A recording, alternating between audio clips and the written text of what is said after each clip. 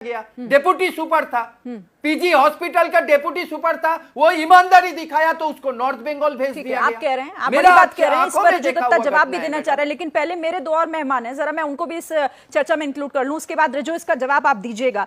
Doctor Anshuman, मतलब एक hospital में, मतलब जिस प्रोफेशन को सबसे पाक साफ माना जाता है, वहां ये हो क्या रहा था? हॉस्पिटल में इस तरह की चीजों को कहीं पर दर्ज कराने के लिए क्या कोई ऐसी कमेटी होती है या कोई उन लोग, क्योंकि यहाँ पर जितने तमाम स्टूडेंट्स हैं इस खुलासे में, वो बता रहे हैं कि उनकी सुनवाई ही नहीं हो रही थी। आपको पास होना है, आप 1 लाख रुपया दीजिए और एग्जाम में आप पास हो जाएंगे। इससे बड़ा भ्रष्टाचार और क्या होगा? जो मैं देख रहा हूं अभी, इसके हिसाब से तो ये लगता है कि जो मेडिकल के छात्र हैं उनका दर्द और डर किस कदर बढ़ा था कि उनकी सुनवाई होने के पीछे कोई कमेटी काम नहीं कर रही थी। जब प्रिंसिपल ही सबको दबा के रखा हुआ था तो बेचारे जाते कहां।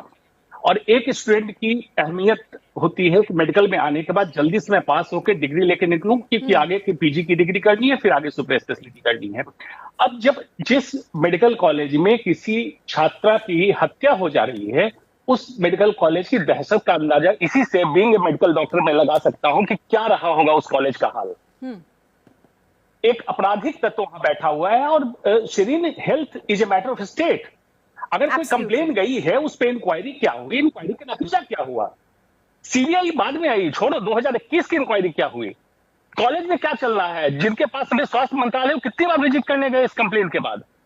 मेडिकल के छात्रा की सुरक्षा की व्यवस्था क्या हुई, वहां रहने की व्यवस्था की, खाने पीने की व्यवस्था क्या हुई, इस पे बात की जाए ना।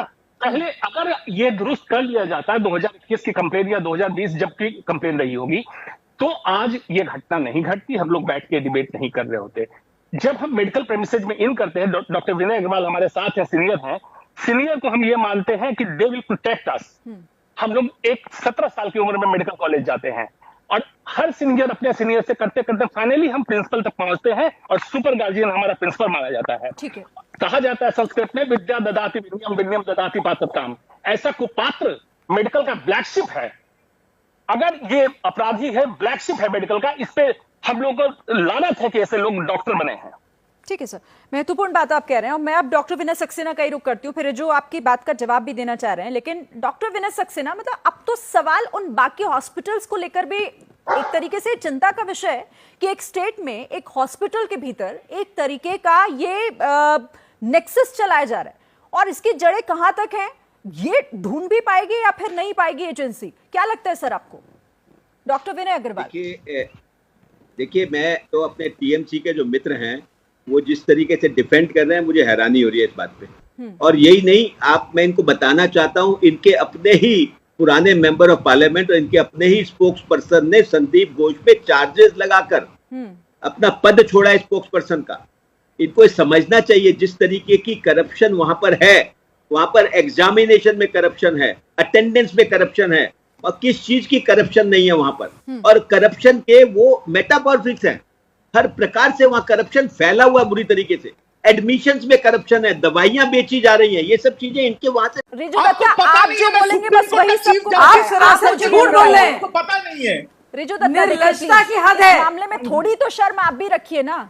यहाँ सिर्फ एक डॉक्टर बेटी के साथ जो हुआ, सिर्फ अभी उसका मामला नहीं है। आप लोग कितने लोगों के साथ खिलवाड़ कर रहे हैं? एक अस्पताल में डॉक्टर प्रोफेशन को आप लोग बदनाम कर रहे हैं। आपको समझ में आ रहा है ये बात? और यहाँ बैठकर आप ये कह रहे हैं कि व्हाट्सएप यूनिवर्सिटी और तमाम तरह की बातें आप कर रहे हैं। अभी भी मैडम यहाँ पर 2 डॉक्टर बैठे, 2 सीनियर, मैडम 1 सेकंड, यहाँ पर 2 सीनियर डॉक्टर बैठे हैं। आप तो उनकी बात पर भी सवाल खड़े कर दे रहे हैं। सीरीन जी, यहाँ पर 2 सीनियर डॉक्टर्स हैं, ठीक है, सारे देश में डॉक्टर्स का आंदोलन हो रहा है, ठीक है। बीएनएस में एक नया क्लॉज आया है कि if there is a negligence death caused by a doctor, it can go to imprisonment. तो सारे डॉक्टर्स जो सीपीए की मांग करते हैं, जिसका समर्थन तृणमूल कांग्रेस कर रही है, बीजेपी लागू क्यों नहीं कर रही? डॉक्टर्स तो सेंट्रल प्रोटेक्शन एक्ट कर रहे हैं, तृणमूल कांग्रेस सपोर्ट कर रहा है, क्यों नहीं लागू? डॉक्टर अंशुमन कुछ कहना चाह रहे हैं? अच्छा ठीक है, रिजू दत्ता आप सुनिए जरा। डॉक्टर अंशुमन। शेन, रिजू साहब को पहले बता दो, मैं कोई पॉलिटिशियन नहीं हूं, मैं एक डॉक्टर हूं और एब्सोल्यूट डॉक्टर हूं, मेरा कोई लेना देना नहीं है। मेरा सिंपल ये 2-3 सवाल है। जो पहली बात मैंने कही थी, health is a matter of state.